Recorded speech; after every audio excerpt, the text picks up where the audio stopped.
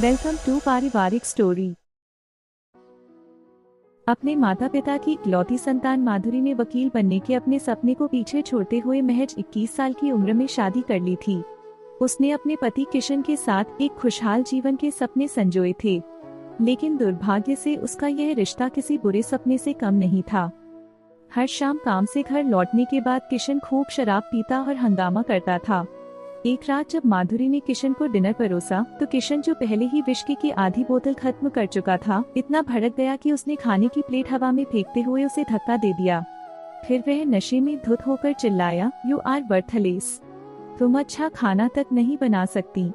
यह सब देखकर अंदर तक हिल गई माधुरी ने महसूस किया कि वह अब इस यातना को और सहन नहीं कर सकती। उस रात जब किशन शराब पीकर बेहोश हो गया तो माधुरी हिम्मत जुटाकर वहां से भाग गई। वह अपने परिवार के पास वापस चली गई, जहां उसका भाई अभी और उसकी पत्नी स्वीटी रहते थे।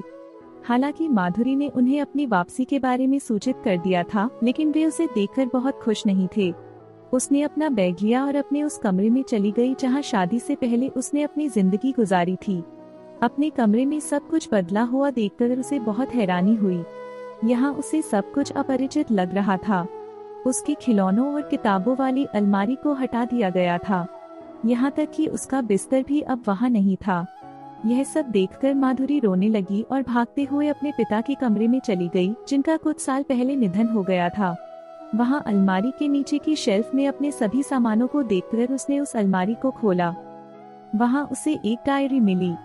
उसने जब उसके पन्ने पलटे तो वे उसके पिता की लिखावट से भरे पड़े थे। इसी डायरी में उसे एक पिता का पत्र मिला, जो उसके पिता ने अपने निधन से महज एक दिन पहले लिखा था। फिर उसने पिता का पत्र पढ़ा। प्रिय माधुरी, मुझे उम्मीद है कि तुम ठीक हो। पिछली बार जब मैंने तुम्हें देखा था तो मुझे लगा था कि तुम खुश नहीं हो। हालांकि तुमने अपनी झूठी मुस्कान के साथ अपने दुख को छिपाने की कोशिश की थी, लेकिन मुझे तुम्हारा दर्द साफ दिखाई दे रहा था। मैंने तुम्हें कुछ नहीं कहा, लेकिन इस बात से खुद को तसल्ली दी कि मेरी छोटी सी बच्ची अब बड़ी हो गई है और बहुत मजबूत है।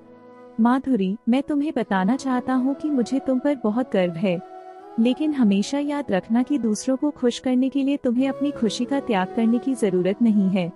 मुझे जीवन में बस इस बात का अफसोस है कि तुमने अपने वकील बनने के सपने को पूरा नहीं किया। अभी भी देर नहीं हुई है मेरी बच्ची। मुझे तुम पर पूरा भरोसा है कि तुम अभी भी इसे पूरा कर सकती हो। मैं उम्मीद करता हूँ कि जल्द ही तुमसे फिर मुलाकात होगी। मेरी प्यारी बच्ची, सदा खुश रहो और अपने परिवार का ख्याल रखो। तुम्हारे पापा। माधुरी अपने पिता का पत्र पढ़कर स्तब्ध थी। उसे लगा कि जैसे उसके पिता उसके बगल में बैठकर ये शब्द उससे कह रहे हैं। उसके आंसू दृढ़ संकल्प में बदल गए। उसने दीवार पर अपने पापा की तस्वीर को देखा और कहा, धन्यवाद पापा, मैं आपको कभी निराश नहीं करूंगी। तब से 10 साल बीत चुके हैं। आज माधुरी एक सफल वकील है। उसका एक बड़ा ऑफिस है जहां वह प्रतिदिन कई क्लाइंट्स के साथ डील करती है। हर सुबह काम शुरू करने से पहले वह डायरी निकालकर पिता का पत्र पढ़ती है, जिसने उसकी जिंदगी बदल दी।